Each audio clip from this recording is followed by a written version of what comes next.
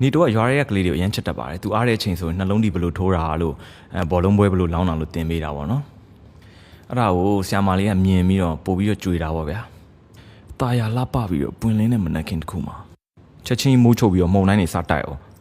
အိုးတွေခွက်တွေပလုံးတွေကွဲအမနေတိုးရဲ့တပည့်လေးကတန်ဆူးပြီးတော့မေခိုင်မဝင်ပြီးခြေထောက်ဖြတ်ရအောင်ဒါမဲ့နေတိုးကကလေးလေးကိုဖေးမကူညီပြီးအားပေးတယ်တေးကြတယ်တေးမအဲ့မှာထွန်းထွန်းကဟာတယောက်လုံးဘယ်ရောက်နေရလဲတိတ်ဆိတ်နေပါလားဆိုပြီးတော့ဟုတ်ပါတယ်ဒီကိုရောက်နေရပါဒါကတော့အင်္ဂလိပ်လို့ဆိုရင်တော့ရွာကလပ်ပေါ့ဗျာတယောက်90အဝကဆိုတော့နေတိုးကလည်းတက်နိုင်တယ်လीနေတိုးဝင်လာတော့ဆရာမလေးကရှက်တာပေါ့သူကနေတိုးနဲ့စပြီးစိတ်ဝင်စားနေပြီတော့နေတိုးကလည်းကတ်တဲ့တယ်လို့မကတ်တဲ့လို့နဲ့စိုက်ကကောက်နှိုးပြကာရာတေကွက်တွေပါလာတယ်မှာ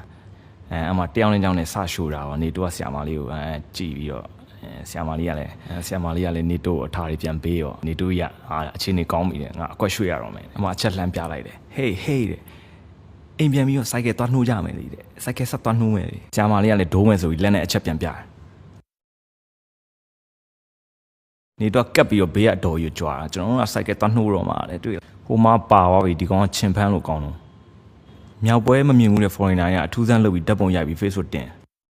အလုပ်လုပ်ချင်အောင်ဟန်ဆောင်ပြီး Facebook ထိုင်ပွတ်နေတဲ့ဝန်ထမ်းသူ့တထေကိုပြတယ်မနေတိုးတဲ့သူ့မြတ်ပေါက်ပြီလေတကူတကဩစတြေးလျကနေ